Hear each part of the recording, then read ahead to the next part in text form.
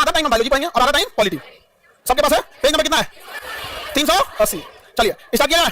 पहला सिद्धांत देखिए यहां से, ये टॉपिक जब हम फाउंडेशन में पढ़ाते हैं तो सबसे लास्ट में पढ़ाते हैं, लेकिन ये पॉकेट जीके में सबसे पहले है। यहां कोई फाउंडेशन कोई बीपीएससी का रूल नहीं लगेगा, यहां लगेगा पॉकेट जीके का रूल। तो हम लोग स्टार्ट करते हैं। पहला सिद्धांत किसका बना है? लैमार्क का। लैमार्क का सिद्धांत है, लैमार्क का ही लैमार्कवाद यानी उसका सिद्धांत आ जाता है। इन्होंने उपार्जित लक्षणों के सिद्धांत दिए। इनका सिद्धांत क्या था? उपार्जित लक्षण के सिद्धांत। मतलब अगर हमारे शरीर में कोई लक्षण आ गया तो वही लक्षण हमारे कहां चला जाता है? वंशानुगत चला जाता है। किसने दिया था सिद्धांत? लैमार्क ने। इनकी पुस्तक का नाम philosophica zoology. Philosophic zoology, philosophic zoology. ये क्वेश्चन पूछता है। लैमार्क की किताब का नाम philosophic zoology, philosophic zoology. Lamarck का सिद्धांत आज कोई मानता नहीं है, लेकिन इन्होंने एक लंबे समय तक इस सिद्धांत को माना गया था। तो लैमार्क ने किताब जो लिखा था उस किताब का नाम फिलोसॉफिक जूलॉजी, फिलोसॉफिक जूलॉजी। अगर जूलॉजी नहीं आता तो फिलोसॉफी याद रखना, पूरा का पूरा ध्यान रखना है इस सिद्धांत में। आगे बढ़े। कौन सी किताब दी? फिलोसॉफिक जूलॉजी के। इन्होंने जो प्रतिपादन किया था उसमें वातावरण, आवश्यकता एवं उपयोग के आधार पर प्राणियों की संरचना में परिवर्तन हो सकता है। तो इन्होंने जो सिद्धांत दिया गलत हो गया, क्योंकि इन्होंने कहा कि जो संरचना में परिवर्तन आता है वो वातावरण के कारण आता है, उसकी आवश्यकता है इस आधार पर आता है, या उपयोगिता है। मतलब हमारे शरीर में परिवर्तन आएगा हमारी आवश्यकता के हिसाब से, लेकिन कहां परिवर्तन आएगा? अगर हमारी आवश्यकता देखिएगा तो मेरे जीव की आवश्यकता सबसे ज्यादा है, क्योंकि सुबह से शाम तक हम अपने जीव का प्रयोग करते हैं। तो इसके हिसाब से इसने कहा कि हम जिस अंग का प्रयोग ज्यादा करते हैं वो हमारे शरीर में बड़ा होने लगता है। हमारा जीव 22 साल का हो जाना चाहिए। हुआ नहीं हुआ यहां पर? समझ गए कि नहीं? आप लोग का भी कहां हुआ? आगे बढ़े। इसको देखिए, इसका सिद्धांत क्या हो गया? फेल हो गया। क्या हो गया? फेल हो गया। तो इन्होंने कहा था आवश्यक आधार पर संरचना परिवर्तन हो सकता था, धीरे धीरे यह परिवर्तन एक पीढ़ी से दूसरे पीढ़ी में जाता है। कभी और पकड़ कहा था कि हम किसान का प्रयोग करेंगे बड़ा हो जाएगा, अब फिर अगली संतान में बड़े पैदा हो गए, वहां लिखा होगा ना तो जीवा पहले से लंबा रहेगा। नहीं समझ गया? यह गधा नहीं का कौन सिद्धांत दिया यहां पर? समझ गया? तो ये ऐसा नहीं हो सकता, इसके सिद्धांत को नहीं माना गया लैमार्क ने। इन्होंने पक्ष में प्रमाण कर दिया, कोई ना कोई प्रमाण देंगे, ऐसे वैज्ञानिक नहीं हो जाएंगे। इन्होंने कहा जिराफ अपनी गर्दन का प्रयोग ज्यादा ऊंचा करता था इसलिए उसकी गर्दन क्या हो गई? ऊंची हो गई। कहता था सांप झाड़ियों में छुपता था तो उसका पैर फंस जाता था, शरीर छुप जाती थी, इसलिए पैर को सिकोड़े उसका पैर गायब हो गया। मतलब जॉन चीमा ने कौन सी बोल दिया यहां पे? उसके कहा जलीय पक्षी को पानी ज्यादा हटाना था, पानी ज्यादा हटाना था तो ऐसे उंगलियां दूर करते थे, इससे पानी निकल जाता था, इसलिए इसमें उनके क्या आ गया? जुड़ा आ गया। बत्तख का पैर देखिएगा ना, पानी ज्यादा मारने के लिए ऐसे हो गया। जॉन चीमा ने वो बोलने लगा यहां पे। मांसाहारी जीवों में दांत जो गया नुकीला होने लगा, तो इसके सिद्धांत दिया था, लेकिन इस सिद्धांत को माना नहीं गया, इस सिद्धांत को नकार दिया गया। किसी को दिक्कत? अगला सिद्धांत है जनन द्रव्य की निरंतरता का सिद्धांत। विजमैन ने दिया था जनन द्रव्य की निरंतरता का सिद्धांत। इसने कहा था कि जिस चीज का प्रयोग हम नहीं करते हैं वो खत्म होने लगता है। विजमैन ने कहा जिस चीज का प्रयोग हम नहीं करते हैं वो खत्म होने लगता है। कहता जनन द्रव्य कभी नष्ट नहीं होता, या एक पीढ़ी से दूसरी पीढ़ी में स्थानांतरित हो जाता है, विभिन्न जनन द्रव्य द्वारा वंशानुगत हो जाते हैं। अब इसका प्रयोग उन्होंने चूहे पर करके दिखाया था विजमैन के सिद्धांत को। चूहे का प्रयोग किया विजमैन ने, और एक चूहे की पीढ़ी में उसने देखा कि चूहे का जीवन काल बहुत छोटा होता है, वो अगले महीने 2 महीने के बाद उसकी अगली पीढ़ी हम प्राप्त कर सकते हैं। लेकिन अगर हम बकरी पालेंगे तो उसकी अगली पीढ़ी प्राप्त करने में 6 महीने 7 महीना लग जाएगा, तो रिसर्च करने में टाइम लग जाएगा। इसने जानबूझ के छोटा जीव लिया चूहा, क्योंकि उसका जीवन चक्र बड़ा छोटा होता है। तो चूहे की 22 पीढ़ियों का पोंछ काट दिया इस उम्मीद में कि अगली पीढ़ी में पोंछ नहीं आएगा, लेकिन अगली पीढ़ी में फिर से पोंछ आ गया। दूसरा एक और देखेंगे, भारत में देखेंगे, भारत में सदियों से कान छेदने की क्या चली है परंपरा। अगर यही सिद्धांत है तो अगर हर लड़की का कान छेदा रहता है तो आखिर जब सदियों से छेदा के कान आ ही रहा है तो क्यों ना लड़की जब पैदा हो तो उसका ऑटोमेटिक कान में क्या कान छेदा ही है, लेकिन ऐसा नहीं होता। कान बाद में क्या करना पड़ता है? छेदवाना पड़ता है कान में। समझ रहे? तो विजमैन का सिद्धांत क्या हो गया? फेल हो गया। विजमैन का सिद्धांत फेल हो गया। किसी को दिक्कत? तो ये सभी चीजें क्या हो गया? फेल हो गया। सभी उपार्जित लक्षण या वातावरणीय विभिन्न वंशानुगत नहीं होते हैं। मतलब जो हमारे शरीर में लक्षण है वो जरूरी नहीं कि हमारा वंशानुगत हो या वातावरण के हिसाब से हो, ये परिवर्तन अचानक होता है, जिसको सिद्धांत को दिया था D bridge, Hugo de bridge ने दिया था। अब देखते हैं डार्विन का सिद्धांत। डार्विन और डी ब्रिज यही दो का सिद्धांत सक्सेस रहा। लैमार्क और विजमैन का सक्सेस रहा। लैमार्क का फेल हो गया। अब क्वेश्चन क्या पूछेगा? जिराफ का सिद्धांत लैमार्क, सांप का पैर क्या हुआ? लैमार्क, चूहा पे प्रयोग विजमैन, चूहा प्रयोग फिलोसॉफिका जूलॉजी का किसी पूछता गया? लैमार्क को सिद्धांत को माना गया, नकार दिया गया। क्या किया गया? नकार दिया। अब आते हैं कौन सा सिद्धांत है? डार्विन का सिद्धांत। कौन सा सिद्धांत? डार्विन। अब समझना क्वेश्चन कहां से आएगा? डार्विन का सिद्धांत। कौन सा सिद्धांत? डार्विन का सिद्धांत। डार्विन का सिद्धांत को कहते हैं प्राकृतिक वर्ण का सिद्धांत। कौन सा? प्राकृतिक वर्ण। अब इधर समझो सब ध्यान से। प्राकृतिक मतलब नेचर, वर्ण मतलब सिलेक्शन। नेचर जिसे सेलेक्ट करेगा वही जिंदा रहेगा। किसने बोला था? डार्विन। नेचर जिसे सेलेक्ट करेगा वही जिंदा रहेगा। किसने बोला? डार्विन ने बोला। किसने बोला? डार्विन। जैसे कोरोना पैदा तो हो गया, कोरोना पैदा तो हो गया, उसने नेचर से लड़ने का बड़ा प्रयोग किया। अभी हम सारा सिद्धांत बता देंगे। तो देखिए डार्विन ने क्या बोला? नेचुरल सिलेक्शन, प्राकृतिक वर्ण, नेचुरल सिलेक्शन, प्राकृतिक वर्ण। किसने बोला? उपार्जित अंग का सिद्धांत लैमार्क। उपार्जित अंग, नेचुरल सिलेक्शन, फिलोसॉफिकल ज्योग्राफिका लैमार्क। चूहे पे प्रयोग विजमैन, चूहे पे प्रयोग Weizmann, natural selection, origin of the species Darwin. Darwin की किताब का नाम origin of the species. Darwin की किताब origin of the species, origin of the species. दोनों का किताब पूछेगा और ये आगे भी पूछेगा। देखिए डार्विन का सिद्धांत कितना बेहतरीन था। डार्विन का प्रमुख सिद्धांत है जीव जंतु में संतान उत्पन्न करने की प्रचुर क्षमता होती है, यानी कोई भी जानवर हो उसे बहुत सारे संतान उत्पन्न कर सकता है। इतना में संतान उत्पन्न कर दिया कि हम दो, हमारे दो, छोटा परिवार, संपन्न परिवार, सुखी परिवार, ये सब करना पड़ गया। नहीं तो बहुत देता पृथ्वी। नहीं समझ गया? मुर्गी को डेली कटा रहा है, मुर्गा फिर भी कम नहीं हो रहा है। कितना काट जाए जो पैदा हो गया तो काट दे रहा है, जो नहीं पैदा हुआ अंडा भूज के खा जा रहा है, फिर भी कम नहीं हो रहा है। तो इसी ने बोला था संतान उत्पन्न करने की प्रचुर क्षमता। गुड नाइट जलाते हैं, क्वाइल जलाते हैं, सड़क पर धुआं छोड़ता है, फिर भी मछुआरा पैदा हो जाते हैं, क्योंकि संतान उत्पन्न करने की प्रबल क्षमता। समझ गए? किसने बोला था? किसी भी जीव को, जंगल में शेर है, सांप है, मौसम है, गर्मी है, बरसात है, बाढ़ है, इतने जानवर मरते हैं फिर भी जानवर कम नहीं होते हैं। समुद्र में शार्क मछली है, वेल मछली घोटती मुंह खोल के एक बार खा जाती है, फिर भी कम होने वाले नहीं है। तो प्राकृतिक जन्म का सिद्धांत प्रचुर क्षमता होती है, जन्म की प्रचुर क्षमता। दूसरा क्या बोला था? जीवन संघर्ष अंतर जातीय। जीवन के लिए क्या होता है? संघर्ष होता है। पैदा तो हो गए, अब जीवन के लिए संघर्ष होगा। जीवन के लिए संघर्ष कैसा होगा? अंतर जातीय, अपने लोगों से खतरा। कुत्ता का बच्चा पैदा होगा, कुत्ता मार देगा, शेर पैदा होगा, दूसरा का शेर मार देगा, बिल्ली का बच्चा पैदा होगा, नहीं देगी तो दूसरा मार देगा, मुर्गी का बच्चा पैदा होगा, नहीं देगी तो कौवा के मार देगा, और उसका अंतर जातीय मतलब सेम जाति में मार सकता है, दूसरा मार सकता है। जैसे कुत्ता को काट लिया, अंतर जातीय संघर्ष। कुत्ता को आके कोई दूसरा जानवर के मार दिया, अंतर जातीय। जैसे बकरी के बच्चे को कुत्ता काट लिया, अंतर जातीय, अंतर जातीय। एक कुत्ता के बच्चा को दूसरा कुत्ता का बच्चा, यानी ये दोनों संघर्ष किसके लिए? जीवन। अगर मान के चलिए कुत्ता के बच्चा को कुत्ता मान के चलिए बकरी है या कुत्ता का बच्चा, उसको दूसरा कुत्ता का बच्चा कुत्ता नहीं काटा, अंतर जातीय लड़ाई से बच गया, जातीय लड़ाई से बच गया। शेर नहीं खाया तो अंतर जाति से बच गया। इससे बच जाएगा ना तो ठंडा मार देगा उसको। वातावरणीय सिद्धांत, वातावरण से नहीं लड़ पाएगा, या तो ठंडा मार देगा या तो कुछ मार देगा। समझ गए कि नहीं? ठंडा मार देगा नहीं तो गाड़ी से कचरा जाएगा।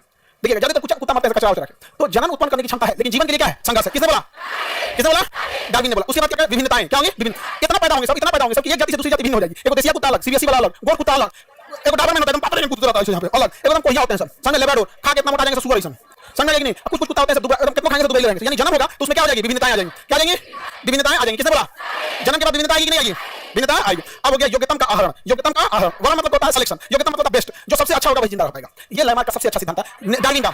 सर्वाइवल मतलब जिंदा रह सकता है, survival of the fittest, survival of the fittest, जो सबसे मजबूत सबसे अच्छा रहेगा वही जिंदा रह पाएगा, बाकी सब मर जाएंगे। क्योंकि संघर्ष इतना बड़ा है। कोरोना को देखो, पैदा तो हो गया क्योंकि जनन की प्रचुर क्षमता थी, इतना पैदा हुआ कि चाइना से घूमते घूमते पूरी दुनिया पहुंच गया एक साल के अंदर। लेकिन जीवन का संघर्ष किसका चालू हुआ? कोरोना का। कोरोना में देखोगे जातीय संघर्ष था। एक कोरोना का एक स्ट्रेन मजबूत, दूसरा स्ट्रेन कमजोर, एक स्ट्रेन मजबूत एक कमजोर, अंतरजातीय संबंध था। एक वायरस दूसरे वायरस को मार दे रहा था, वैक्सीन लेके हम लोग मार दे रहे थे। वातावरण का सिद्धांत, ज्यादा गर्मी पड़ रहा था तो कम हो रहा था, ठंडी में बढ़ जा रहा था। स्टार्टिंग कहां से हो रहा था? ठंडी से। लेकिन इन सब के बाद कोरोना कैसे जिंदा रह पाएगा? अगर नेचर उसे सेलेक्ट कर दी तो सर्वाइवल ऑफ द फिटेस्ट, योग्यतम नहीं, योग्य नहीं, योग्यतम, योग्य नहीं, योग्यतम, सर्वाइवल ऑफ द फिटेस्ट, जो सबसे फिट होगा वही सर्वाइव कर पाएगा, जो सबसे फिट होगा वही सर्वाइव कर पाएगा। तो कोरोना में कम से कम हजारों कैटेगरी के कोरोना थे सब, लेकिन सब मर गए सब। इंडिया में आया 2021 में, जो इंडिया में आया 2021 में डेल्टा वेरिएंट, वो कहा कि I am the survival of the fittest. इतना जान लिया जिसका कोई हद नहीं। लेकिन वो भी वातावरण पे ढल नहीं पाया, वातावरण में ढल नहीं पाया। अभी भी वातावरण में कोरोना होगा, अभी भी वातावरण में क्या है? कोरोना है। लेकिन वो बेस्ट नहीं है, वो योग्यतम नहीं है, इसलिए हमारा नुकसान नहीं पहुंचा। ये गलत फहमी है कि कोरोना खत्म हो गया होगा ना, अब हम लोग नुकसान नहीं पहुंचा पा रहा होगा। है कोरोना यहाँ पर, लेकिन नुकसान नहीं पता। समझा कि नहीं? जैसे भूत प्रेत की दुनिया से चले गए, अभी भी हैं, कैलाश में भी हैं। आगे बढ़े तो समझो ध्यान से। तो सर्वाइवल ऑफ द फिटेस्ट सिद्धांत किसने दिया? जो सबसे फिट होगा वही होगा। ये एग्जाम पे भी नियम लगता है। यहाँ प्रचुर संतानोत्पत्ति तो नहीं कहेंगे यहाँ पे, यहाँ ये कहेंगे विद्यार्थियों की प्रचुर क्षमता हमेशा आती है। उसके बाद विद्यार्थियों में संघर्ष चालू होता है। अपने लॉज के बच्चों से संघर्ष करो, फिर आरक्षण वालों से संघर्ष करो, फिर कट ऑफ वाला कैटेगरी वाले उससे संघर्ष करो। उसके बाद वातावरण, यानी कभी पेपर लीक हो जाएगा, कभी परीक्षा लीक हो जाएगा, क्वेश्चन लीक जाएगा, वातावरण से संघर्ष करना। इस सब के बाद आपका सिलेक्शन तब होगा जब आप एकदम कट ऑफ के बाहर हैं, तब जाएंगे आप कट ऑफ के बाहर। कट ऑफ के बाहर के बाद भी क्या होगा? मेरिट लिस्ट में छटने का डर होगा। अनुकूल लक्षण का वंशानुगत होना, तो हम हमारे में वही लक्षण जाएंगे जो वातावरण के लिए ठीक होते हैं। तो बताइए सर्वाइवल ऑफ द फिटेस्ट किसने दिया? Origin of the species, origin of the species. कोई दिक्कत? मिटा के पूछें, बताएंगे ना। जैसे कश्मीर जैसे ठंडे जगह पे, वहां बहुत सारे ऊंट जन्म लिए होंगे। किसी ऊंट के ऊपर चर्बी कम होगी, किसी पे चर्बी ज्यादा होगी। कौन जिंदा रहेगा? जिस पे चर्बी ज्यादा होगी। कश्मीर में दो तरह का ऊंट जन्म लेगा, एक के शरीर पे बाल नहीं होगा, एक के शरीर पे बहुत ज्यादा बाल होगा। कौन जिंदा रहेगा? क्योंकि जो सबसे योग्य होगा वही जी पाएगा, और उसी के बच्चे आगे जी पाएंगे। ऐसा नहीं कि कश्मीर में बिना बाल वाला ऊंट नहीं रहा होगा, लेकिन वो संघर्ष में मराया होगा। किस संघर्ष में? अपने अंतरजाति में वातावरणीय। मराया किसमें? डायनासोर किसमें मराया? वातावरणीय में। जितना दुनिया में से गया किसमें? वातावरणीय। अब जो बच गया उसी के संतान जिंदा रहे। नहीं तो इसमें जैसे मान के चलिए किसी का लड़का हुआ, उड़ने लगा, क्या हो गया? उड़ने लगा यहाँ पे। अब हो गया दिक्कत, पैदा तो हो गया उड़ने वाला, अब उसका संघर्ष चालू होगा। पैदा हो गया, क्या होगा? जीवन के लिए संघर्ष। जैसे उड़ेगा बानर ढकेल देगा उसको, इकोने पेड़ पे बैठेगा, बंदर ढकेल देगा, उसे ढकेल ड्रोन से टकरा जाएगा, इधर उधर। वातावरण में बारिश होगा, कहीं घिरा गया, बिजली गिर गया उसके ऊपर, कुछ ना कुछ होगा, उसको मारेगा वहां पे, कहीं पोल पे बैठेगा, ट्रांसफार्मर पे मारा जाएगा, यहाँ पर खत्म हो जाएगा। क्योंकि वो योग्यता नहीं है, योग्यता नहीं। लेकिन अगर वो अपने आप को कैसे बचा ले गया, अगर अपने आप को बचा ले गया, अगर वो फिट बैठ गया, सर्वाइवल ऑफ द फिटेस्ट, अगर इस वातावरण में फिट बैठ गया, फिर बैठ नहीं पाएगा। रीजन समझो, उसके पास पंख होगा तो रूल है कि पंख गर्मी के दिन में झड़ जाना चाहिए, क्योंकि पंख इतना गर्म होता है कि गर्मी के दिन में झड़ेगा नहीं तो मर जाएंगे सब। तो उसका पंख झड़ जाना चाहिए। अगर पैदा हो गया पंख नहीं झड़ा गर्मी के दिन में तो गर्मी से मर जाएगा। अच्छा, कहीं उल्टा हुआ ठंडी के दिन में झड़ गया तो डंडा मार देगा। ठंडी के दिन में नया पंख आना चाहिए, तो उसको 50 को झमेला जिंदा रहने के लिए, 50 झमेला। इस सारा झमेला के बाद अगर वो बच गया तब उसकी संतान उत्पत्ति होगी, और उसकी संतान और हम लोग में लड़ाई होगा। एक समय आएगा हम लोग नोच के फेंक देगा सब, और उसके बाद वो अपना दुनिया बताएगा सब। जैसे हम लोग कभी तेलंगाना का जंगल साफ करो, कभी मुंबई का आर्य जंगल साफ करो, कभी कहीं साफ करो। हम लोग बच गए हैं, हम लोग पृथ्वी पे बच गए। नहीं तो आज से जाके देखो 10,000 साल पहले वो गाड़ी घूमता था मानो। नहीं समझ गया? धीरे धीरे क्या हो गया? फिट हो गया। तो सर्वाइवल ऑफ द फिटेस्ट किसने बोला था? हाँ, survival of the fittest, natural selection. किताब का नाम origin of the species, Darwin का सिद्धांत याद रहेगा। आगे बढ़ जाए तो वंशानुगत कौन सी चीज जाएगी? जो वातावरण के लिए ठीक है वही कहां जाएगी? वंशानुगत। बाकी वंशानुगत नहीं जाएगा। जैसे कोई छांगुर हो गया, कोई क्या हो गया? छांगुर हो गया, उसके 6 उंगली निकल गई, तो वातावरण में क्या हेल्प कर रहा है? कुछ नहीं। तो क्या उसके बेटा में भी 6 उंगली जाएगा? लेकिन कश्मीर में पैदा होने वाला जानवर, उसके शरीर में बहुत सारा बाल है, लेकिन वो वातावरण में जिंदा रहने में हेल्प कर रहा है। तो क्या वो अगली पीढ़ी में जाएगा? अगली पीढ़ी में जाएगा। किसी को कोई दिक्कत? उत्परिवर्तन। डार्विन का सिद्धांत सही था, और एक डी ब्रीज का सिद्धांत था। इसका डी ब्रीज का सिद्धांत का नाम है उत्परिवर्तन। डी ब्रीज का सिद्धांत का नाम, डी ब्रीज का सिद्धांत याद रहेगा। अचानक से हुआ परिवर्तन क्या कहलाता है? उत्परिवर्तन। अचानक से हुआ परिवर्तन, उत्परिवर्तन। कोई दिक्कत? जैसे आप अभी समझाएं, अचानक से कोई बच्चा जन्म लिया जिसका पंख रहेगा तो वो क्या कहलाएगा? उत्परिवर्तन। तो जब भी उत्परिवर्तन होगा, जब भी क्या होगा? उत्परिवर्तन, तो उसके बाद किसका नियम लग जाएगा? डार्विन का। उत्परिवर्तन से जन्म तो ले लेंगे, उत्परिवर्तन से क्या ले लेंगे? जन्म तो ले लेंगे, लेकिन जीवन के लिए संघर्ष हो। वो या तो वातावरण मार देगा, या तो उसी के जाति वाला मार देगा, या उसके बाहर वाला जाति वाला मार दिया, नहीं मारा तो एक लंबे समय तक अपने आप को योग्य सिद्ध नहीं कर पाएगा, मर जाएगा। कई बार देखिएगा किसी गांव में कभी सुनते होंगे कोई ऐसा बच्चा जन्म लिया जिसका 3 आंख हो गया। कई बार ऐसा होता है, अजीब टाइप का जन्म ले लिया, यहाँ पे पूंछ रह गया, यहाँ पे जन्म तो लेने को ले लिया, वो कहलाएगा उत्परिवर्तन। अचानक से होने वाला परिवर्तन, उत्परिवर्तन। लेकिन उत्परिवर्तन सिद्धांत किसने दिया? हाँ, डी ब्रीज। अरे उत्परिवर्तन सिद्धांत, डी ब्रीज। उत्परिवर्तन से जन्म तो ले लेते हैं, उत्परिवर्तन से क्या लेगा? जन्म। उत्परिवर्तन से क्या लेगा? लेकिन सर्वाइव करेगा। सर्वाइव किसे करेगा? डार्विन। किसे करेगा? डार्विन। अगर सारा लड़ाई जीत गया तो सर्वाइव कर जाएगा। तो लोग कहेंगे ना पहले मुर्गी की पहले अंडा, पहले मुर्गा पहले मुर्गी पहले अंडा, पहले मुर्गा।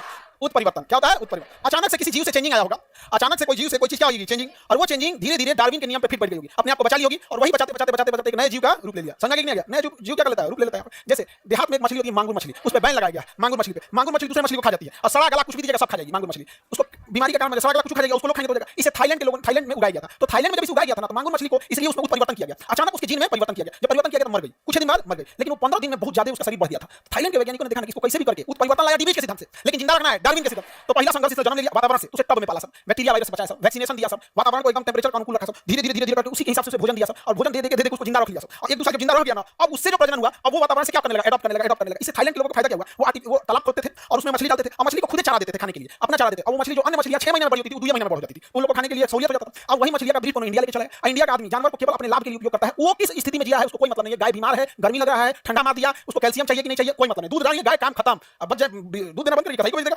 तो हमारे यहाँ ले आया मांगूर मछली, थाईलैंड ने बनाया था साफ सुथरा पानी के लिए, हमारे यहाँ ले गड्ढा में छोड़ दिया, और गड्ढा छोड़ा तो सर्वाइव कर चुकी थी, और सर्वाइव की तो घुसिया गई, दूसरा मछलियां को लगी काटने, काट के सब मछली मार दी। इसलिए अगर किसी तालाब में केवल एक को छोड़ दिया ना थाई कैटफिश को, पूरे मछलियों को नष्ट कर देगा, कुछ भी खा जाएगा, मेढक को कुछ खा जाएगा, और उससे बीमारी उसके शरीर में आ जाएगा, और इतना जल्दी विकास करता है कि वो बीमारी अगर आ गया तो बीमारी शरीर में भी पनप रहा है, धीरे धीरे शरीर बीमारी को मार देता है, जैसे आपको घाव हुआ धीरे धीरे सही हो जाता है, लेकिन उसका शरीर मांगूर मछली इतना तेज विकास होता है कि अगर उसके शरीर में कोई गड़बड़ी है पूरा विकास कर लेगा, कोई मार के खा जाएगा और कोई बीमार पड़ जाएगा। अरे भाई साहब, उसको थाईलैंड ने विकसित किया था अपने हिसाब से, और हम लोग खा रहे हैं गड्ढा में मार के।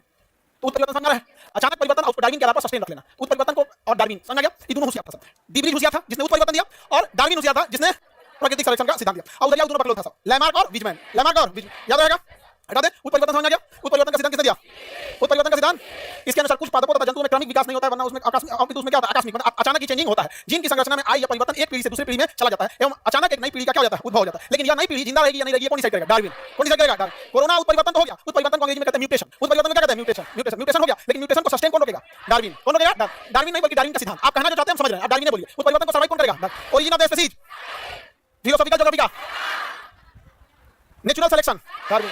सर्वाइवल ऑफ द फिटेस्ट, जीवन के लिए संघर्ष, जिराफ की गर्दन, लैमार्क। चूहा की पहुंच, विजमैन। चूहे की पहुंच, म्यूटेशन यानी उत्परिवर्तन, डीब्रीज।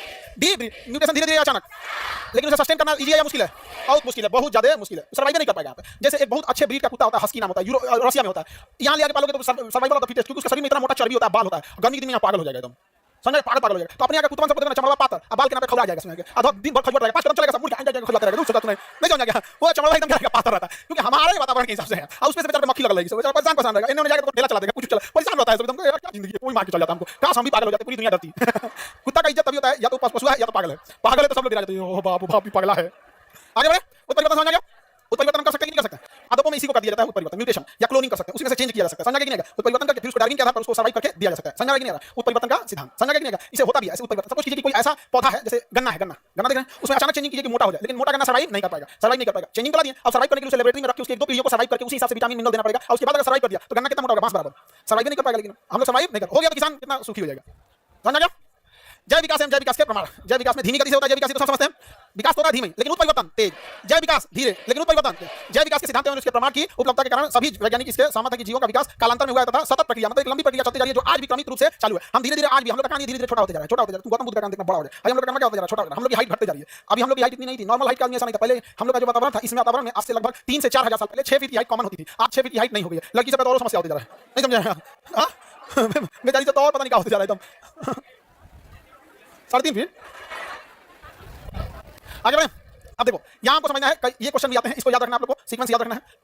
दो जीव में आपस में लक्षण होते हैं, कई बार देखिएगा मेल फीमेल के लक्षण को ट्रांसजेंडर हम लोग बोलते हैं, उसमें पुरुष और मादा दोनों के लक्षण होते हैं, उसे क्या कहेंगे, ट्रांसजेंडर। पहले हम लोग ट्रांसजेंडर को समाज में बुराई के तौर पे देखते थे, अभी ट्रांसजेंडर के लिए समाज ने आरक्षण किया, जो जरूरी भी है क्योंकि उसमें उस व्यक्ति की कोई गलती नहीं है, और समाज हमेशा गलत बोलने लगेगा, उसको कोई नौकरी देगा नहीं, और कहीं पैसा मांगेगी सड़क पे रोकेगा, सबको खाली पैसे मांग रहा था, अरे भाई तुम नौकरी दे दे, नौकरी देगा नहीं, उसको बहुत समाज की भलाई करते हैं, कम से कम हम लोग अपने सोसाइटी में शांति से रहते हैं। युद्ध हुआ था ना पाकिस्तान से, कारगिल, वो लोग चंदा दिए थे, सोचिए। तो हम लोगों ने अगर कहेंगे मेल और फीमेल का जो बीच की कड़ी रहेगा तो ट्रांसजेंडर, क्या कहेंगे, ट्रांसजेंडर। उसी तरह से कई बीच की कड़ी है जिससे सवाल आपसे पूछता है, जैसे आपका पहला जो है मछली पीसीज वर्ग में आते हैं। देखो ये वर्गीकरण को इसको बता दें, जितने मछली होते हैं टेक्निकल नाम में पीसीज कहते हैं, क्या कहेंगे, पीसी। जो मेढक वगैरह होगा जो दोनों जगह पर रह सकते हैं उसको कहेंगे एम्फीबियन, मछली को पीसीज दोनों जगह रह सकता है एम्फीबियन, रेंगेगा तो रेप्टिलिया, रेंगेगा तो जमीन पानी दोनों पर रहेगा एम्फीबियन, उड़ेगा तो एबीज, उड़ेगा तो एबीज, तैरेगी तो पीसीज, मछली को पीसीज, उड़ने वाले को एबीज, उड़ने वाले को एबीज। ये क्वेश्चन आपको कई बार जीएस में ना देकर रीजनिंग में दे देता है, रीजनिंग में दे देता है। जब पक्षी का संबंध एबीज से है, मेढक का संबंध एम्फीबियन से है, तो मछली का संबंध किससे, इससे दे देता है, मछली पीसीज, इसी से बना पीसी कल्चर, समझा गया, मछली पालन पीसी। तो मछली के ग्रुप को पीसीज, मछली के ग्रुप को पीसीज, रेंगने वाले को रेप्टिलिया, उड़ने वाले को एबीज,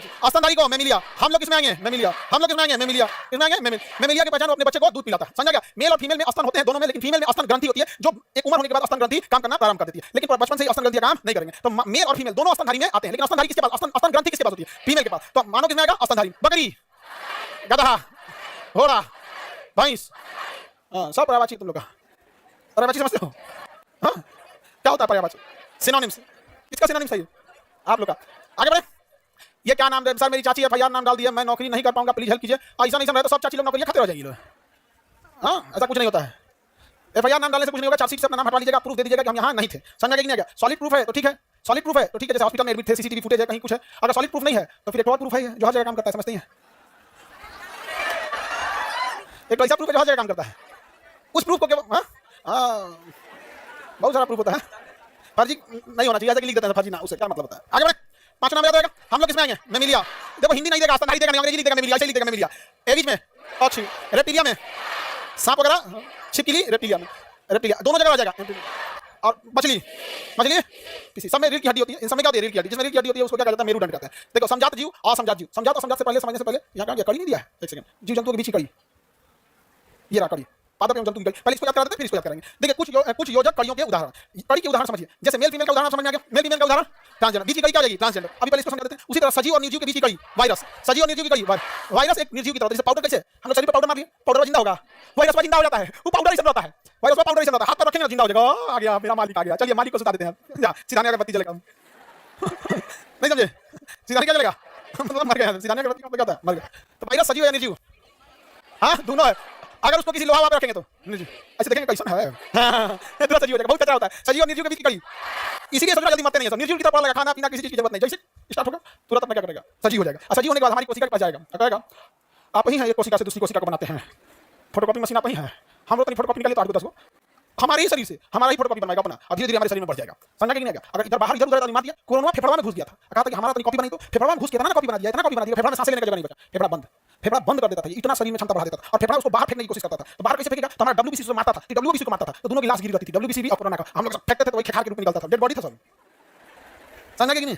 डेड बॉडी था किसका? डब्ल्यूबीसी और कोरोना का, डब्ल्यूबीसी और कोरोना। समझा क्या? और वो आराम से निकल सके डेड बॉडी, इसलिए शरीर में म्यूकस यानी चिपचिपा पदार्थ मिला दिया था कि निकलने में आसानी हो जाए। तो बताओ सजीव निर्जीव के बीच की कड़ी, जो हमें सजीव का भी गुण है और निर्जीव का भी गुण है। उसी तरह पादप और जंतु के बीच की कड़ी, पादप कहता है कि हमको भोजन देने की जरूरत नहीं है, हम अपने से बना लेंगे, और जंतु कहता है कि हम कोनो ना कोनो चीज को खाएंगे, या तो हम शाकाहारी रहेंगे तो पेट और सब्जी नोच के खा जाएंगे, और मांसाहारी रहेंगे तो चलता फिरता जीव को पहले सुधाएंगे, फिर काटेंगे, खत्म कर देंगे। यहाँ पे तो दूसरे को पकड़ के खाने वाला जंतु, और अपना भोजन खुद बनाने वाला हम लोग क्या है? जंतु। या तो साग सब्जी नोच के खाएंगे या कुछ भी, मुंह बंद कर दिएगा ना तो हम लोग मर जाएंगे, अगर खाना नहीं खाएंगे तो हम लोग मर जाएंगे। पेड़ पौधा कोई दिक्कत नहीं है, आराम से पानी दीजिए तो भी ठीक है, भरोसे बैठा रहना। छोटा मोटा पौधा समझे, हमको गमला में है तुम्हें, अपन सप्लाई लाइन रखे हैं, आरओ वाटर नहीं समझे, आपके पानी के भरोसे है। कौन जंगल में पानी डालने जाता है? एक गमला में पानी डालते हो, 8 पौधा में डालोगे तो 13 को सुखा दोगे। आगे बढ़े तो पादप और जंतु के बीच की कड़ी, युगलीना। पादप और जंतु के बीच की कड़ी मतलब ये अपना भोजन भी बना लेता है, और इसके आसपास में कोई गुजरेगा तो पकड़ के खा जाता है। समझा कि नहीं? दोनों, जैसे मान लीजिए आम का पेड़ है, अपना भोजन बना लेता है, आप आम तोड़ने गए तो पकड़ के खा गया, आपको चलता है भाई, जरूरत था उस जगह। ऐसे ही करता है कौन? युगलीना। युगलीना खा जाता है दूसरे को पकड़ के। तो पादप और जंतु के बीच की कड़ी, फोटो दिखा दे। एनिलिडा और ऑर्थोपोडा, एनिलिडा और ऑर्थोपोडा कीड़े की तरह चलता है, ऑर्थोपोडा कीड़े की तरह चलता है, और एनिलिडा का शरीर एकदम नरम होता है, केचुआ जोंक, तो उसका शरीर भी नरम रहेगा और उसका पैरों खूब ज्यादा रहेगा। तो एनिलिडा और ऑर्थोपोडा के बीच की जो कड़ी होती है उसे क्या कहते हैं? हाँ पेरीपेटस। क्या कहेंगे? पेरीपेटस। आपको ये सब याद रखने की जरूरत नहीं है, आपको बस ये याद रहना चाहिए। कौन सा? पादप और जंतु के बीच की कड़ी, हाँ एनिलिडा और ऑर्थोपोडा का पेरीप्लस, हाँ पेरीप्लस। आगे बढ़ जाए और याद देखिए आपको डकबिल प्लेटिपस या फिर एकिडना, ये पक्षी की तरह दिखता है लेकिन रहता है स्तनधारी। दिखता कैसे है? पक्षी की तरह, और रहता क्या है? इसलिए इसे पक्षी और स्तनधारी के बीच की क्या कहेंगे? कड़ी। बताइए पादप और जंतु के बीच की कड़ी, पादप जंतु, सजीव निर्जीव, सजीव निर्जीव, एनिलिडा ऑर्थोपोडा, पक्षी और स्तनधारी। डकबिल नहीं याद, प्लेटिपस क्या करना है? प्लेटिपस, बस प्लेटिपस बोलेंगे। इसमें किसके गुण है? पक्षी और स्तनधारी, पक्षी और किसी को दिक्कत नहीं ना? पीसीज मतलब क्या होता है? मछली। पीसीज मतलब एम्फीबियन, मतलब बाहर निकल जाता है, जो दोनों जगह। अभी बताओ ऐसी कोई मछली है जो जमीन पर जा सकती है?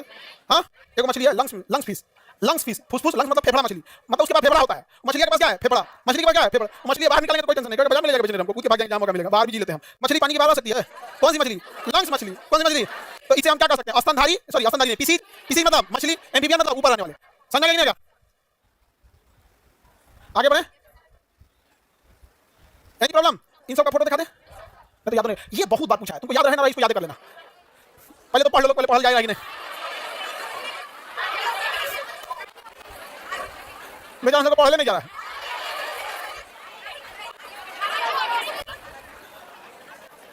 आरपीओ लेट्रिक्स, आरपीओ लेट्रिक्स ये क्या करता है समझो? ये रेंग के चलता है, क्या चलता है? अभी उड़ जाता है, चलता है रेंग के, अभी उड़ जाता है। जैसे सांप का पंख लगा दो, क्या करो? सांप का पंख लगा दो, चलेगा कैसे? रेंग के, अभी उड़ जाएगा। रेंग के चलेगा इसलिए, और सरीसृप रेंग के चलेगा इसलिए, सॉरी उड़ जाएगा इसलिए पक्षी। तो पक्षी और सरीसृप के बीच की कड़ी को क्या कहते हैं? Archaeopteryx, archaeopteryx. Photo दिखा दे। चलिए फोटो कहाँ, जिसका लगा है इसी में, नीचे की लगाना पड़ेगा, फोटो में है, बस फोल्डर खोल देना। कहाँ है? ये दिखता नहीं इमेज में। अच्छा देखो भाई, अब इधर समझो, यहाँ हम देख फोटो दिखाते हैं, आप पहचानिएगा क्या है। ये है आपका आर्कियो लेट्रिक्स, आर्कियो ये इसका पंखवा छोड़ दीजिएगा ना, इसका पंखवा उतार दीजिए तो डायनासोर की तरह चलेगा। इसे डायनासोर की तरह ऐसे जो ऐसे चलता है ना उसी को कहते हैं रेंग के चल रहा है। डायनासोर कैसे चलता था रेंग कर, डायनासोर कैसे चलता था रेंग कर, हम लोग कैसे चलते हैं सीधा। डायनासोर सीधा नहीं चलता था, वैसे रेंग का था ऐसे। ऐसे रेंगने का मतलब होता है शरीर का भाग एक बार दाहिने एक बार बाएं। सांप देखिए ना दाहिने बाएं दाहिने बाएं, तो सांप ऐसे चलता है रेंग के दाहिने बाएं। छिपकली भी देखिए दाहिने बाएं ऐसे करके ऐसे चलेगा। डायनासोर भी दाहिने बाएं ऐसे चलता है यहाँ पे। अब बूढ़ा आदमी को गठिया उठिया हो जाता है तो हां ऐसे बूढ़ा हो जाएगा तो ऐसे सही सी बन जाता है। नहीं अच्छा जो आजकल अफवाह है सब कितना बटन खोलेगा से सिकड़ मान लेगा सिगरेट नहीं एकदम टीबिया ऐसा रहेगा, सीना धंसल एकदम, मतलब मन अगर तुम एक बार मारोगे तो पैरों पानी निकल जाएगा। सिगरेट पी के धंसा लगा नहीं समझा गया अजीब टाइप। अच्छा एक बात देखो, पुष्पा जिस तरह का मुंह में पान भटक भटक हंसी भी उसको क्यों ऐसा बना दिया हमको नहीं समझा। इतना बेहतरीन हीरो है, नहीं समझा गया। अलग बात है कि बेचारा फिल्म में पुलिस को खरीद रहा था, बड़े बड़े आईजी डीआईजी को खरीद रहा था, एक कांस्टेबल आया हंसी के लेके चल गया। नहीं समझे, पुष्पा का कुल पुष्पा झुकेगा नहीं, पुष्पा सुधा दिया उनको। प्रशासन के पास बहुत ताकत होता है, बाप रे बाप, नहीं समझे, बहुत ताकत होता है। हाँ आगे बढ़े, ये बताइए क्या है आर्कियोप्लेट्रिक्स है क्या? ये सरीसृप असोजा उड़ जाता है तो पक्षी और सरीसृप के बीच की कड़ी आर्कियोप्लेट्रिक्स, आर्कियोप्लेट्रिक्स याद रहेगा। अब हम आपको दूसरा फोटो दिखाते हैं, आप पहचानेंगे क्या है ये। एकिडना है ये, क्या है एकिडना और प्लेटिपस। एकिडना और प्लेटिपस की तरह ये रहा प्लेटिपस, एकिडना और प्लेटिपस। देखिए ध्यान से यहाँ पे एकिडना और प्लेटिपस, इसके अंदर पक्षी का गुण है। देखिए बतख की तरह चोंच है, इसका भी चोंच है, यह है एक तरह से पक्षी और स्तनधारी भी है। पक्षी और स्तनधारी, पक्षी और स्तनधारी में भी देखिए कहाँ गया प्लेटिपस। दिखने में कैसा रहेगा पक्षी, दिखने में कैसा रहेगा, साथ में क्या रहेगा स्तनधारी, स्तनधारी। तो प्लेटिपस और एकिडना दिखने में पक्षी और रहेगा स्तन, तो दोनों के बीच की कड़ी। बताइए पादप और जंतु के बीच की कड़ी, पादप और जंतु के बीच की कड़ी युग्लिना। पादप और जंतु के बीच की कड़ी कौन सी है? युग्लिना है। देखिए ये है युग्लिना, दिख रहा है। ये हरा पोर्शन जो है पत्ती के समान, ये सूर्य के प्रकाश से अपना भोजन बना लेता है, तो उस हिसाब से पादप है। लेकिन एंटीना जो निकला है ना, किसी छोटे मोटे जीव को पकड़ के रखा जाता है तो हम खा भी सकते हैं। तो यहाँ की वजह से हो गया जंतु और यहाँ से हो गया पादप। एनिमल और प्लांट दोनों के बीच का मिक्सचर कौन है? प्लांट और एनिमल का मिक्सचर युग्लिना, प्लांट एनिमल का मिक्सचर युग्लिना। पक्षी और स्तनधारी प्लेटिपस, पक्षी और स्तनधारी प्लेटिपस, पक्षी और स्तनधारी, पक्षी और सरीसृप आर्कियोप्लेट्रिक्स। आर्कियोप्लेट्रिक्स सब भूल जाना, लेकिन आर्कियोप्लेट्रिक्स अगर भूल गए तो जान लेंगे, ऑप्शन डी पे लिखा रहेगा आर्कियोप्लेट्रिक्स। बताइए पक्षी और सरीसृप के बीच की कड़ी, पक्षी और सरीसृप की कड़ी आर्कियोप्लेट्रिक्स याद रहेगा। और ये है वायरस, क्या है ये वायरस, ये वाले को तो अच्छा से पहचानते होंगे कौन वाला है, कोरोना। वायरसों के सकल हैं सब यहाँ पे। सजीव निर्जीव के बीच की कड़ी, सजीव निर्जीव की कड़ी, सजीव और निर्जीव याद रहेगा। सजीव और निर्जीव अलग अलग वैरायटी के वायरस है सब, अलग अलग वैरायटी के। अगला देखिए सजीव और निर्जीव की, ये है आपकी लंग्स फिश। कौन सी फिश है तो ये मछली, मछली मतलब पीसीज, मछली मतलब पीसीज, और पानी के बाहर निकल आती है, पानी के बाहर आ जाती है, इसलिए क्या हो जाएगी एम्फीबियन। एम्फीबियन मतलब उभयचर, तो मछली और उभयचर के बीच की कड़ी लंग्स फिश। इस फिश के पास क्या है? लंग्स है। क्या है? लंग्स। फेफड़ा है इसके पास, क्या है? फेफड़ा। इसका कल्फर दिख रहा है कहीं? नहीं, बाहर आ जाती है, इसको बाहर निकालेंगे नहीं मरेगी। कहिए बकलोल कहेगा तुम जाओ पहले सर का पकड़ के पड़ गया, नहीं समझे, मर जाएगी। क्या नाम है इसका? Lungs fish. लंग्स मतलब फेफड़ा, फेफड़ा को हम फुफ्फुस कहते हैं, तो कहेगा फुफ्फुस मत्स्य, फुफ्फुस मत्स्य। ऐसा ना हिंदी में नाम लिखता है कि पढ़ने वाला लिखा बकलोल हो जाता है। लंग्स फिश कितना अच्छा समझ रहा है। वैसे फिश जिसके पास क्या है? लंग्स है। लंग्स फिश याद रहेगा। तो बताइए दो अलग अलग जीवों के आपको कड़ी याद रहेगा, सजीव निर्जीव की कड़ी, पादप और जंतु का, पक्षी और सरीसृप आर्कियोप्लेट्रिक्स याद रहेगा। आर्कियोप्लेट्रिक्स, आर्कियोप्लेट्रिक्स। मछली और स्तनधारी का है ना, मछली और उभयचर का लंग्स फिश कौन सा रहेगा? Lungs fish. पक्षी और स्तनधारी प्लेटिलस, पक्षी और स्तनधारी प्लेटिपस याद रहेगा। कड़ी पूछ देंगे तो बता देंगे आप लोगों को, कौन सा नहीं भूलना है इसको। ये सब लोग अपने अपने टीपी पे लगा लो, नहीं समझा गया। आगे बढ़िए, क्या नाम है इसका? अगर कुछ नहीं पता है ना तो बस आर्कियो याद रखो। क्या याद रखो? बस बताओ पक्षी और सरीसृप आर्कियो, बस बस बस आर्कियो, आर्किटेक्चर। तुम आर्कियो याद रखो, आर्किटेक्चर याद रखो, कुछ याद रखो, आर्कियो बस याद रखना। एग्जाम में तुम मार दोगे, अब आर्कियो याद रहेगा तो उसमें आर्केस्ट्रा थोड़ी मारोगे। ऑब्वियस बात है, यहाँ पे देर से याद के चक्कर में नहीं रहना, याद रहेगा। पक्षी वगैरह का ये कड़ी। वापस आते हैं अपने टॉपिक पे, रेडी है? पादप और जंतु के बीच की कड़ी। अब यहाँ देखते हैं तुलनात्मक रूप से अध्ययन। कहाँ से छोड़े थे? समझात से। कहाँ से छोड़े थे? समझात से। रेडी है समझात पढ़ने के लिए? वैसे शरीर का अंग, कौन सा शरीर का अंग समझात कहलाएगा? शरीर का कौन सा अंग समवृत्त कहलाएगा? और शरीर का कौन सा अंग अवशेषी कहलाएगा? ये तीन प्रकार के अलग अलग अंग अवशेषी कहलाएंगे यहाँ पर। तो हम एक एक करके समझते हैं। पहले कौन सा समझते हैं? समझात। पहले समझते हैं समझात। वे अंग जिनकी आंतरिक संरचना क्या हो? समान, यानी वैसे अंग जिनकी संरचना क्या हो? समान, संरचना क्या हो? समान हो, लेकिन कार्य क्या हो? अलग अलग। संरचना क्या हो? समान, लेकिन काम कैसे करे? अलग अलग। संरचना समान, काम अलग अलग। जैसे देखो हम लोग यहाँ पे एग्जांपल में देखो, वेल मछली का अग्र पाद तैरने के काम में आता है। मछली देखेंगे ना तो समुद्र की मछलियां बड़ा बड़ा ऐसे हाथ पर होता है तैरने वाले। वेल मछली का फ्लैप देखेंगे तो बहुत बड़ा होता है। पहले एक हड्डी होती है, फिर दो हड्डी होती है, फिर उनका ये चौड़ा हो जाता है। तो जैसे हमारे हाथों की संरचना है, पहले एक हड्डी है, फिर दो हड्डी है, फिर ऐसे पंजा है, वैसे वेल मछली में भी होता है। पहले एक हड्डी, फिर दो हड्डी, फिर पंजा आपस में चिपका रहता है, उनको तैरने में हेल्प करता है। तो जैसे हमारे हाथ की उत्पत्ति है वैसे ही वेल मछली के हाथ की उत्पत्ति है, लेकिन दोनों का काम कैसा है? अलग अलग। तो समझात का मतलब क्या? दिखने में एक जात का लेकिन समान नहीं है। समझात मैंने देखने में एक जात, लेकिन ये काम नहीं करेगा। जैसे वेल मछली तो देख लिया यहाँ पर, मनुष्य का हाथ हम देख लिया, मनुष्य का हाथ देख लिया ना, दिखने में कैसा है? एक समान, लेकिन काम एक जैसा करता है। जैसे चीता, शेर, इसका हाथ देखो और हमारा हाथ देखो, बनावट एक जैसा रहेगा, उसमें भी क्यों नहीं है, झुक जाएगा, सब कुछ होगा, लेकिन हम अपने हाथ से पकड़ने का काम करते हैं, वो अपने हाथ से पकड़ने और दौड़ने दोनों का काम कर लेता है। तो समझात दिखने में काम, समझात दिखने में काम। ठीक इसी का उल्टा याद रखना है। किसमें? समृद्ध में। किसमें? समृद्ध में। अलग दिखेगा काम एक करेगा, समृद्ध में अलग दिखेगा काम एक करेगा। आप दोनों फॉर्मूला याद नहीं रखना वरना आपसे गड़बड़ हो जाएगा। केवल एक याद रखना है, केवल क्या याद रखना है? एक। किसका याद रखना है? समझात दिखेगा एक जैसा, काम अलग। इसी का उल्टा करना समृद्ध। उल्टा करो समृद्ध। समृद्ध का मतलब क्या हो जाएगा? दिखेगा अलग काम करेगा एक, दिखेगा अलग काम करेगा एक। तो बताओ समझात वाला क्या है? अब समझो, तुम सुनो सुनो ध्यान से। अब तुम्हारा पूरा स्क्रीन नहीं हो रहा है तो तुम लाल का सीआर बना के भेज रहे हो। अब तुम्हारे मोबाइल में गड़बड़ी होगा तो नहीं हो रहा है, नहीं हो रहा है, अनइंस्टॉल करके इंस्टॉल करें हो जाएगा, नहीं हो रहा है, हो जाता है। अच्छा लाइव में प्रॉब्लम हो रहा है। चलो आप देखो एक एक करके अपने से सीख लेना कुछ कुछ। सुनो ध्यान से, आगे समझो, याद कैसे रखना। आपके जाति का नेता, आपके जाति का आदमी हमेशा आपको कहेगा कि हम आपके साथ हैं। तो समजात वाला साथ दिखता है, होता नहीं है। याद रखना, सिंपल है कि नहीं। समजात किसे कहेंगे? दिखेगा एक जैसा, काम नहीं आएगा, दिखेगा एक जैसा, काम नहीं आएगा। जैसे चमगादड़ का पंख, जैसे हमारा हाथ है शुरू में, जैसे बाद में जाके खुल जाता है। तो चमगादड़ का पंख, शेर या चीता का हाथ, मानव का हाथ, मछली का फ्लैप, दिखता एक जैसा, समझात है लेकिन काम नहीं करता। इसी का उल्टा करेंगे तो क्या हो जाएगा? समृद्ध। समृद्ध क्या है? दिखता एक जैसा नहीं है लेकिन काम करता, एक जैसा दिखता नहीं लेकिन काम करता है। उसी को क्या कहेंगे? समृद्ध। क्या कहेंगे? समृद्ध। क्या कहेंगे? समृद्ध। आगे बढ़ जाए, उसे क्या कहेंगे? समृद्ध। जैसे कीड़े का, कीट का पंख, कीड़े में कितना पंख होता है? 4 गो। अब पक्षी में कितना होता है? 2 गो। क्या एक जैसा दिख रहा है?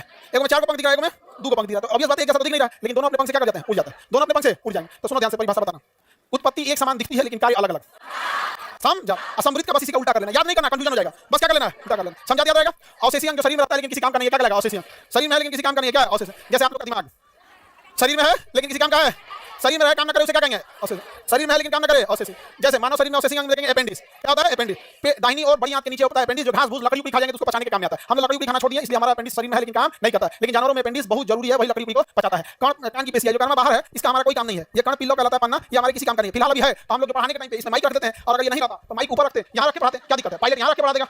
पायलट जो माइक रखता है ऊपर रखता है, समझा कि नहीं? पायलट क्या रखता है? ऊपर। बड़का हेडफोन में देखना ना, बड़का हेडफोन में आजकल गाना सुन रहा है, इतना बड़का 2 लोटा बराबर लगे है, वही में गाना सुन रहा है। यहाँ पे चश्मा है तो यूज कर लेते हैं, नहीं तो नहीं यूज करेंगे, समझा? कि महिला लोग कान है तो इसमें पहनने के लिए यूज कर लेते हैं, नहीं रहता तो उसमें कोई और सिस्टम रहता, नहीं समझा क्या? इस तरह का कुछ टाइप का फैशन रहता है, इसे निकालना कुछ और फैशन होता है उससे, यहाँ पे भीड़ में दबा जाता है इसे। तो शरीर में है काम नहीं करेगा, क्या करेगा? शरीर पे जो बाल है हमारे किसी काम का नहीं है, नाखून जो है हमारे किसी काम का नहीं है, लेकिन जानवरों के लिए नाखून काम का है। हमारा बड़ा हुआ नाखून काम का नहीं है, लेकिन नाखून जानवरों में बड़ा, जितना बड़ा उंगली है ना, उंगली जितना बड़ा है ना उतना बड़ा शेर का नाखून होता है, उतना बड़ा शेर का नाखून होता है। अगर इसे दुलार में इसे खींच दिया ना तो उतना गहीर तक निकाल देगा। यहाँ पर दुलार करेगा ना आपको इसे, जैसे नहीं कुत्ता होता है ऐसे कूदने लगते हैं, छोटा छोटा नाखून हल्का होता है। अगर शेर कूद गया देखो तो बड़ा नाखून है एकदम तेज, और 2 कुंटल का रहता है, बकोट के एकदम घराट से चीन पाट देगा यहाँ से। जा अब सारा किड्नी उड्डी बाहर सब ढकेलते रहेगा, ऐसे निकलना नहीं है जी, मर जाएंगे हम, अवशेषी हो जाएंगे पूरा शरीर। शरीर में काम का नहीं है, क्या करेगा?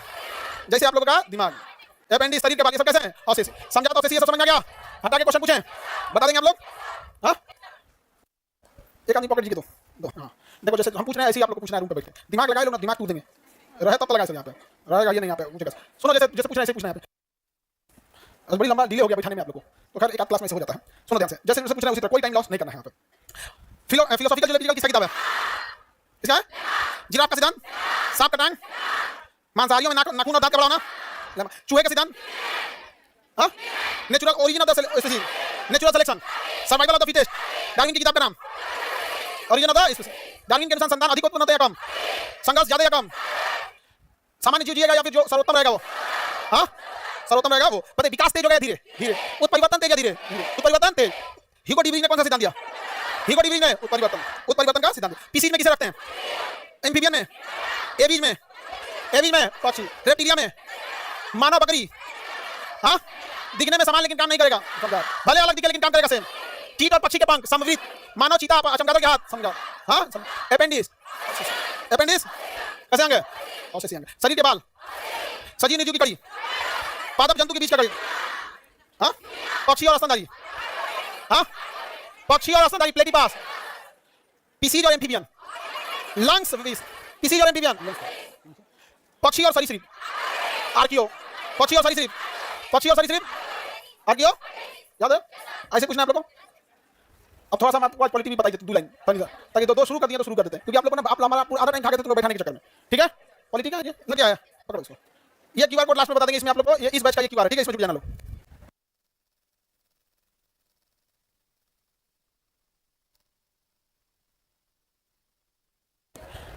इसे आप लोग जुड़ जाना, सारी सूचना इसी में देंगे लोग।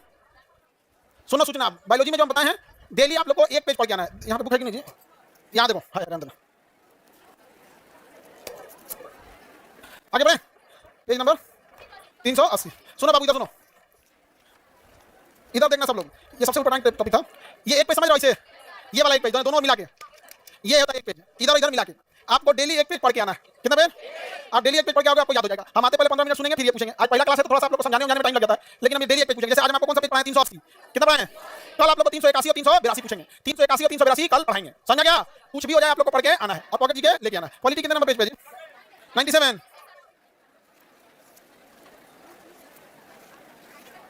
Page number 97। रेडी आप लोग? एक बार दोबारा पूछे बताएंगे, बताओ ध्यान से। सजीव निर्जीव की कड़ी, पक्षी और सरीसृप, आर्कियो, बस आर्कियो बोलो यहाँ पर। पादप और जंतु के बीच की कड़ी, पीसीज मतलब मछली, पीसीज और एम्फीबियन, लंच फिश। बताइए ध्यान से, बताइए एवीज क्लास में किसे रखेंगे? एवीज क्लास में हाँ पक्षी। चलिए ध्यान से समझते हैं हम लोग। पॉकेट जीकेगा पॉलिटी। थोड़ा सा स्टार्ट करेंगे क्योंकि लेट हो गया इसलिए हम ज्यादा नहीं बताएंगे। सुनो, भारत का संविधान कैसे कैसे चालू हुआ, जो ये फाउंडेशन में सबसे लास्ट में पढ़ाते हैं, यहाँ सबसे पहले पढ़ना पड़ेगा। सबसे जो पहले सबसे लास्ट में पढ़ाते हैं यहाँ क्या करना पड़ेगा? सबसे पहले। रेडी आप लोग? टाइट हो गया जी। भारतीय संविधान का विकास दो चरण में होता है। एक, जब 1857 की क्रांति नहीं हुई थी, पिटाया नहीं था सब, तो रेडीमेड संविधान बना के लाता था, थोप देता था। ऐसा कचरा सब 1857 में ना, ऐसा कचरा सब विकास नहीं है कि लोगों से पूछ के संविधान बनाएंगे। तो हमारा संविधान कितने भाग में है?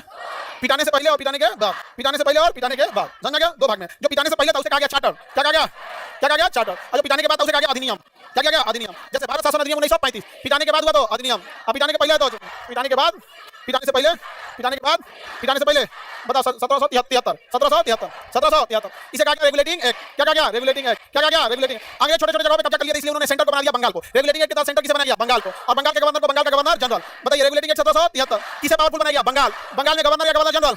Governor general. क्या बनाया? गवर्नर जनरल बनाया। क्या बनाया? Governor general. और बंगाल में खोला गया सर्वोच्च न्यायालय, सुप्रीम कोर्ट। सुप्रीम कोर्ट क्या खोला गया? Supreme court. 1773 का रेगुलेटिंग एक्ट के तहत किस राज्य को शक्ति दिया गया? वहां गवर्नर या गवर्नर जनरल, सुप्रीम कोर्ट या हाई कोर्ट? हाँ सुप्रीम कोर्ट। उसके जज थे एलिजा एमपी। सुप्रीम कोर्ट के जज का नाम एलिजा एमपी। सुप्रीम कोर्ट के जज का नाम। रेगुलेटिंग एक्ट का नाम ये रेगुलेट करना। क्या करना? रेगुलेट करना। कंपनी के कर्मचारी जो थे सब इतने भ्रष्ट थे, सब यहाँ के राजाओं से रिश्वत ले लेते थे सब। और इंग्लैंड में कहा जाता था रिश्वत नहीं है ना, ये गिफ्ट दिया गया। क्या दिया गया? गिफ्ट। आज भी सरकारी कर्मचारी रिश्वत लेते हैं, गिफ्ट लेते हैं, गिफ्ट ले लेते हैं। तो ये रोक लगा दिया गया। कहा गया कि आप अपनी दुकान नहीं चलाएंगे और किसी भी तरह का गिफ्ट नहीं लेंगे। अपनी दुकान नहीं चलाएंगे और किसी तरह का गिफ्ट नहीं लेंगे। समझा कि नहीं? जैसे सरकारी हॉस्पिटल है, सरकारी हॉस्पिटल में अगर आपको काम अच्छे से कराना है तो आपको कुछ ना कुछ क्या देना है? गिफ्ट। और वो सरकारी हॉस्पिटल के डॉक्टर लोग अपना भी व्यापार चलाते हैं, अपना भी हॉस्पिटल खोल लेते हैं। उनके यहाँ जाइएगा ना तो या तो उनसे गिफ्ट दे दीजिए या तो उनके यहाँ इलाज करा लीजिए। समझा कि नहीं? हालांकि सरकारी हॉस्पिटल की योग्यता पर कोई सवाल नहीं उठाता है। बहुत पढ़े लिखे होते हैं, हाईली एक्सपीरियंस होते हैं और उन लोगों के पास तजुर्बे की कोई कमी नहीं होती, क्योंकि सरकारी हॉस्पिटल में एकदम गई गुजर केस पहुंचता है, जिसको सब हॉस्पिटल रिजेक्ट कर देता है। वो पहुंचता है पीएमसीएच, पहुंचता है आईजीएमएस, वो पहुंचता है पीजीआई, वही पहुंचता है एम्स। तो उसके डॉक्टर के पास जो अनुभव होता है ना, नॉर्मल खांसी बुखार वाला एम्स नहीं करता है। खांसी बुखार वाला एम्स जाकर एम्स डॉक्टर से खांसी हुआ इसका है, खांसी हुआ है, हार्ट अटैक होगा ना। अब ऐसे सुनो ना, तुमको नॉर्मल खांसी हुआ कौन एम्स जाएगा? नॉर्मल एम्स में, नॉर्मल खांसी में कौन जाएगा? एम्स में सुनो, एम्स जाते दिमाग में लगता है कि बाबू बहुत खतरनाक कंडीशन में। उत्तर प्रदेश में एक लखनऊ में पीजीआई, अगर उत्तर प्रदेश का पीजीआई जैसे पटना का पीएमसीएच है ना, अगर कोई गया आईजीएमएस या पीएमसीएच तो लोग को लगता है कि बाप बाप क्या होगा। वैसे ही उत्तर प्रदेश में क्या पीजीआई, बाप बाप ऐसा लास्ट केस में पहुंचता है कि बहुत कम लोग वापस आता है। तो बताइए निजी व्यापार और कहां पे रोक? सुप्रीम कोर्ट कहां खोला गया? सुप्रीम कोर्ट कहां पे? ये देखना ध्यान से, ये क्वेश्चन आएगा। Act of settlement, act of settlement, act of 1700, act of settlement, act of settlement 1700।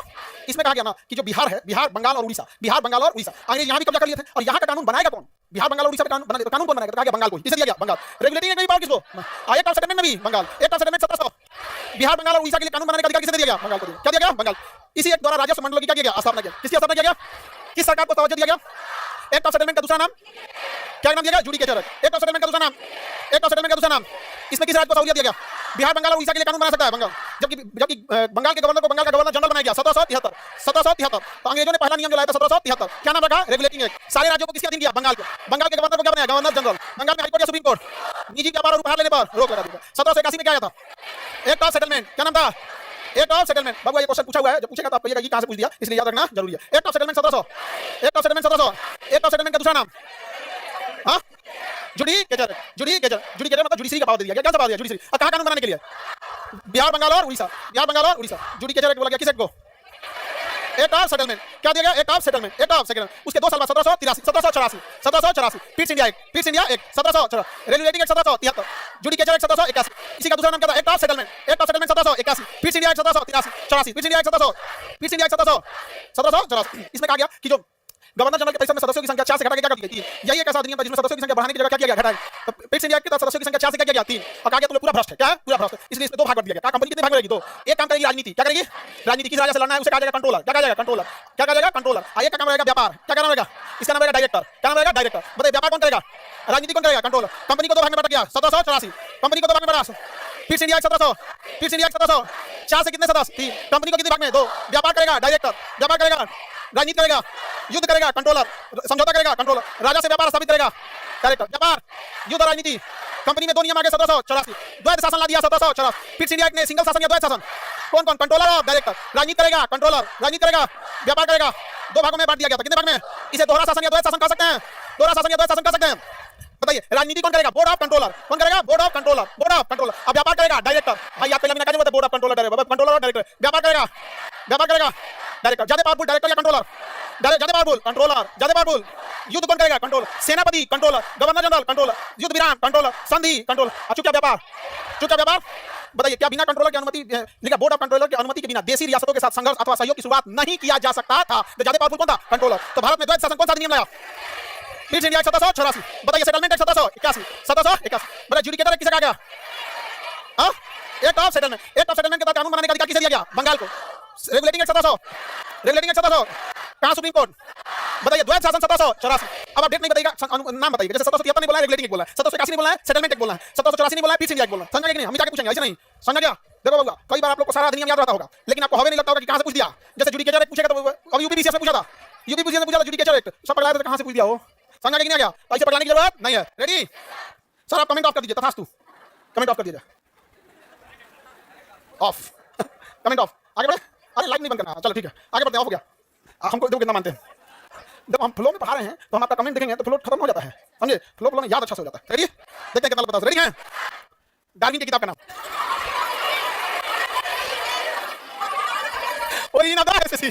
Lamarck की किताब का नाम। पॉलिटी में आते हैं, पॉलिटी में आते हैं। नहीं जाना देता याद आता, दिल के आंसुओं में बह गए। चलिए आगे बढ़ते हैं। अरे बाल नहीं झाड़ना जी, बीच में बैठा लो।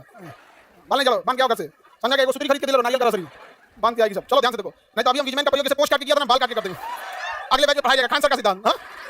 हाँ, और हम बाल काट मतलब सिद्धांत भले फेल हो जाए, बाल तो काट देंगे। आगे बढ़ें। चलो ready? Regulating act 1700, act of settlement 1700, Pitt's India act 1700। अब आपको नहीं बोलना है, आपको बोलना है किसमें ये बात कही गई थी। बिहार के लिए कानून बनाने का अधिकार बंगाल को दिया गया। एक्ट ऑफ सेटलमेंट, कलकत्ता में supreme court. Regulating act, Calcutta के गवर्नर को गवर्नर जनरल बनाया गया। रेगुलेटिंग एक्ट, द्वैध शासन लाया गया। पीस इंडिया एक्ट, कंट्रोलर और डायरेक्टर बनाया गया। सुप्रीम कोर्ट बनाया गया। रेगुलेटिंग एक्ट, गिफ्ट लेने पर रोक लगाया गया।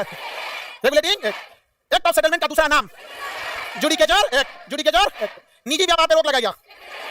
हाँ, रेगुलेटिंग एक्ट, गिफ्ट और निजी व्यापार पर रोक लगाया गया। रेगुलेटिंग एक्ट, व्यापार कौन देखेगा? डायरेक्टर। राजनीति कंट्रोलर। डायरेक्टर बनाया कंट्रोलर। डायरेक्टर और कंट्रोलर जैसी द्वैध शासन प्रणाली 1784 के किस अधिनियम में? फिर इंडिया एक्ट। तो भारत में पहली बार द्वैध शासन 1784 के फिर इंडिया एक्ट। समझ गया कि नहीं? आ गया? तो इधर हो गया बोर्ड ऑफ डायरेक्टर, इधर हो गया कंट्रोलर। डायरेक्टर सब व्यापार कर रहा था शांति से, कंट्रोलर समाज कर रहा था, राजनीति कर रहा था, युद्ध कर रहा था, राजनीति कर रहा था, युद्ध कर रहा था। ये युद्ध करते करते करते करते वही आगे चल गया। तो 1857 की क्रांति में हाई कंट्रोलर बड़ी मार खाया था सर। ऐसा मार खाया था कंट्रोलर वाला कि पहचाने में नहीं आ रहा था सर। और लोगों को क्या पता कि डायरेक्टर वाला है कि कंट्रोलर वाला है। भारत का आदमी जब पीटना चालू करता है तो कौन सी कंट्रोलर और कौन सी डायरेक्टर, ऐसा कुछ आया सब, ऐसा कुछ आया सब कि 1857 की क्रांति के बाद डायरेक्टरों खत्म हो गया और कंट्रोलरों खत्म हो गया, सब सरेंडर बोल दिया सब। तो कंट्रोलर और डायरेक्टर दोनों खत्म कब हुआ? 1857 गए थे राजनीति करने। ऐसा मार मारा भारत वाला ना, ऐसा मार मारा जिसका कोई हद नहीं, किसी को कोई दिक्कत। दोनों समझ में आ गया कि नहीं आ गया? कितने नंबर पे पॉलिटी? Page number 97। आप लोग को कल बस पेज नंबर 97 पॉलिटी में क्या देखना है? 97। और कल आप आराम से आगे बैठ जाएंगे बाबू लोग। ठीक है, आज बैठाने में ही टाइम निकल गया, इस वजह से डिले हो गया।